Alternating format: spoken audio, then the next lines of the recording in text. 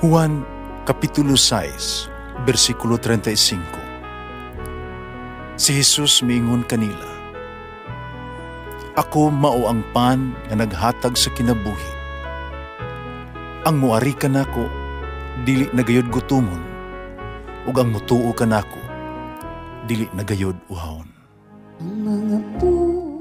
Pan sa kinabuhi.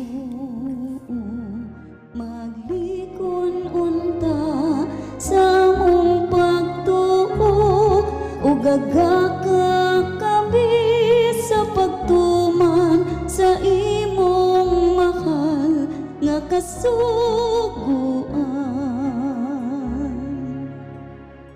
Ang ginumanaakan ninyo, Santo si Ebanghelyo sumala ni San Lucas. Inimbitan ako sa Jesus sa iya mga tinunan ug miingon, "Bulahan kamo mga kabus, kay inyo ang gingharian sa Dios. Bulahan kamo nga gigutom karon, kay kamo pagabusgon. Bulahan kamo nga karon naghilak, kay kamo malipay ra unya. Bulahan kamo kung ang mga tao magdumot, magsalikway, magbubugal-bugal kaninyo, mag-ingon nga kamo mga dautan tungod sa anak sa tao. Paglipay kamo kung kini mahitabo, pagsayaw sa kasadya, kay dako ang ganti gitagana alang kaninyo dito sa langit. Kaya ilahang mga katigulanan naghimura sa ingon ngadto sa mga propeta. Apan, alaot kamo nga mga dato karon, kay nakapahimulos na ninyo ang kinabuhi nga hayahay. Alaot kamo nga mga busog karon, kay kamo unya kanunay gutumon. Alaot kamo nga karon nagkatawa, kay kamo unya mabangutan ug maghilak. Alaot kamo kung magdaig kaninyo ang tanan nga mga tao, kay mausab kining gibuhat sa ilang mga katigulangan ngadto sa mga mini nga mga propeta." Ang Ebanghelyo sa Ginoo. Pasalamati ang Ginoo, kay siya maayo, ang iyang gugma mulungtad hangtod sa kahangturan. Pasalamati ang Diyos sa tanang mga Diyos, ang iyang gugma malungtaron.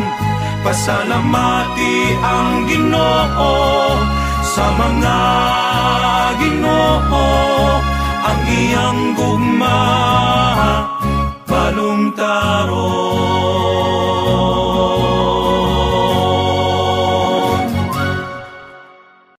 Dinhi uban ni San Lucas, Jesus naghisgot og lama upat ka kabulahanan. Apan gidugang ni Lucas ang upat sa kaalautan. Murag nabalansi ba sa kabulahanan? Kining upat ka kaalautan, specific kayong gitumong niadtong naghimo og mga sa mga tao, no? Kabus, gutom, naghilak, o gitawag ito ikasilagan. Pagkumutaan na kita, ngano nga katong gigutom, no? Kabus, naghilak, gidumtan, kipanalanginan man. Bulahan jud ang mga kabus. Tungod kay sila nagsalig sa Dios lamang. Bulahan gyud sila. Kailang gikuha ang Dios ingon og ilahag yung bugtong bahandi. Kaya murag ilang gikinahanglan silang kinabuhi. Ang gagutom dinhi, bulahan ang igutom. Nagtumong kini sa paginahanglan, silang paginahanglan og tinguha sa Dios. Hunger of God. Kining ilang espirituhanong kagutom ang giharian sa Dios. Ug ang naghilak usab alang sa uban mao nga ang simpatiya ba ang pag-atiman sa mga kabus. Bulahan ka. Ang mga taong gidumton o gilutos alang kang Hesus mo ang pagsunod, no? Bulahan sila kaya nagsunod sila sa tulong ni Hesus. Dili kini nagkompromiso sa mga patrunan ni Hesus. Wala. Dili ang paglikay sa krus ni Kristo.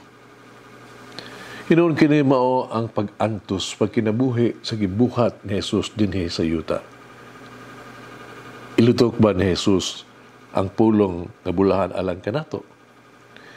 Niyugtua sa ato ang kinabuhi, ikahimuot ba?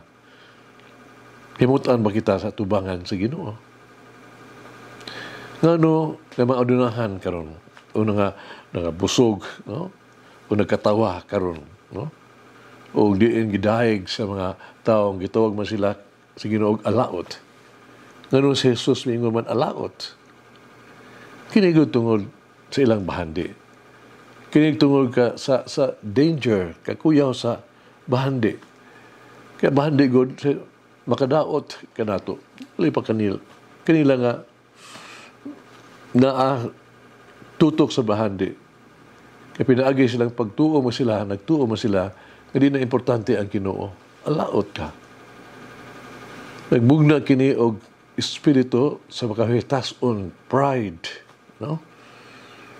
Nga murag wala lang manginahanglan gani og Ginoo. Mahimong isipon sa mga adunahan kang bahandi mao lamang ang ilahang seguridad. Makapuno silang tiyan. Makakuha kanilang bisan unsa nga ilang gikinahanglan. Wala sila lain. Kini mao nay tinubdan silang kalipay silang kinabuhi. Ang bahandi nakaaghat kanila sa pagmamakak, pagulog-ulog, ug hakog nga pagpanghambog. Sa ingon, kaalaot ni adtong nalinga pag-ayo sa material nga mabutang o nakalimot sa mainitong panginahanglan sa Dios. Alaot ka itong nabutaan tungod silang comfortable life, makapahimuot, nagkahimtan. Karon wala na sila nagapaabot ng mga pulong o kabubuton sa Dios. Litog baka ni Jesus ang pulong alaot ka nato. Unsa ang ikinahanglan natong buhaton, harong panalanginan kita sa mata sa Dios. Doon ay usa ka sugilanon. Hindi mo kini Jesus sa kakabus, no? Katao nga nagpakilimos diya sa kalsada, no? Nangayos siya kita bugas. Aron siya makakaon. Usa kadlaw na milabay ko sa kahari sila yung dapit. Ang hari nakita sa makilalimos. Biduol siya kaniya. Ubingon ng hari. Hatagi una ako og usa ka butang.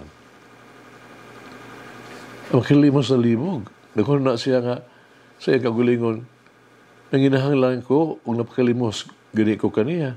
Ug karon siya hinuon ang mangayo kanako. Ang hari. Bisa kontra siyang buot. Ang makilimos mihatag. Ug usa rin yung kalugas na bugas. Gikan sa iyang panagsan. Gidawat kini sa hari. Ug giuli kini balik adto kaniya. Sa dihang mibiya ang hari na matikdan sa makilimos nga dunay nagsiga sa iyang panaksan. Natingala siya sa pakita sa lugas, sa bugas. Na nahimo dieng gamay nga peraso sa bulawan. Uban sila kung pagmahay ang makilimos maingon sa malasa, kaluoy. Kung daghan pa akong gihatag, mas daghan pa unta ko na madawat. Nagets ka na buhi. Kinsa ka ito naghatag ka na ito upang ka maayo ug maghimong panalangin sa itong kinabuhi. Nag-aampo kita. Ang minahang nga Ginoong Hesus sa mga mangluluwas, sa maluluyong magpupugas, imaghihatag ka na ako ang labing maayo nagpanalanginan ko nimo. Suportaan, gilig-on mo ako. Pero libre, unta ako. Yatagan mo ako sa tanang mga butang. Nagpasalamat ako kanimo. O akong minahal nga Ginoong Hesus. Daygon ko ikaw, himayaon ko ikaw. O pasanon ko mag-ampo, yatagan mo usab ikaw sa labing maayo o mahimong panalangin sa imong katawhan. Unta ako makaalagad o magluwas kanila. Unta ako magabantay o maghatag o kaayuhan kanilang tanan. Amen. O Mary, help me to seek first the King of God, the things of God, and not the things of the world.